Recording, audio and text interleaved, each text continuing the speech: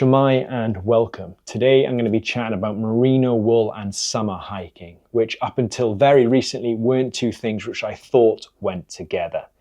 So if you're new here, my name is Chris and I make content around hiking, the outdoors and adventure travel. So I've been a long-term fan of merino wool for quite some time. However, I predominantly only worn it in the colder months of the year and in winter.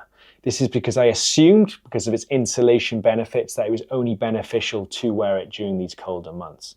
So when the mercury did rise, which here in Wales is very, very infrequently, or I went abroad, I tended to opt for synthetic materials and t-shirts for my base layers.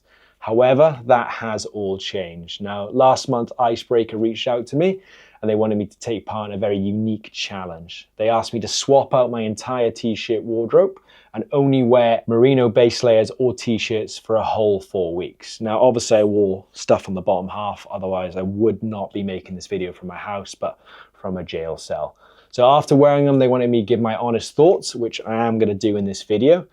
As a disclaimer, although they have sent me the t-shirts, they have no input in what I say in this video, and these are my honest thoughts, and I will stand by them. So over the past 4 weeks, I've worn half a dozen of Icebreaker's t-shirts, both long and short sleeved, alongside one of their mid layers, in a huge range of both weather conditions and environments. So I've hiked in the mountains, I've hiked in the woodlands, and I've hiked on the coast.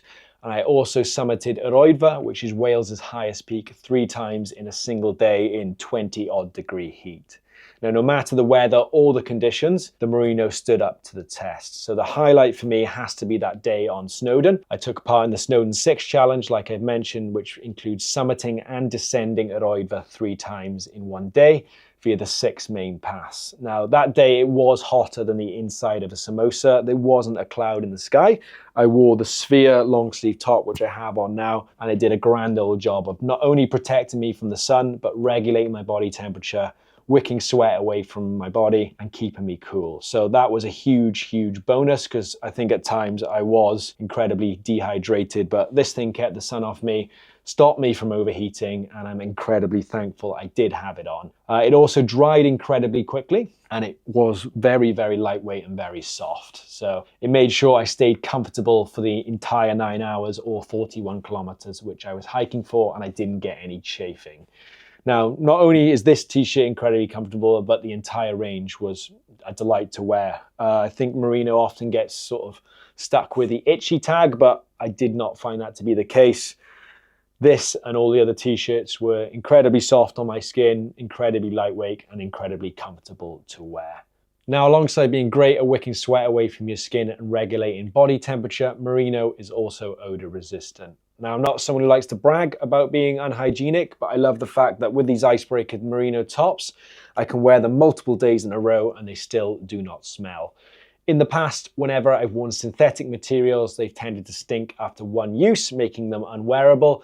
And further down the line, even after washing them, that smell tends to return very quickly. However, with merino, I've never found that to be the case. Now, for me, merino is the perfect choice if I'm going away on holiday, if I'm going away in the van, if I'm limited on suitcase space, or if I'm just looking to go for a post-hike pint or a bite to eat, because I know I'm not going to stink out the restaurant. Now, I'm not going to shy away from the fact that merino does cost a premium, is more expensive than its synthetic counterparts, and might not be within everyone's budget.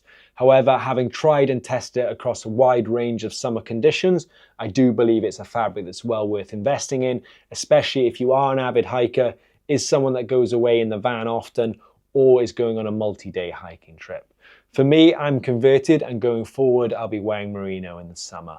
The wicking properties, temperature regulation, and odor control are the 3 main reasons that I'm going to be doing that. For me though, I will be sticking to long sleeve base layers. This Sphere top will be my go-to. The fact it has thumb loops and a hood means I can keep the sun off my pasty Welsh skin. Anyway, that's enough babbling for me. Let me know in the comments if you do wear merino in the summer, or if you're considering making the switch, or if you found this video useful. Until next time, diolch yn fawr.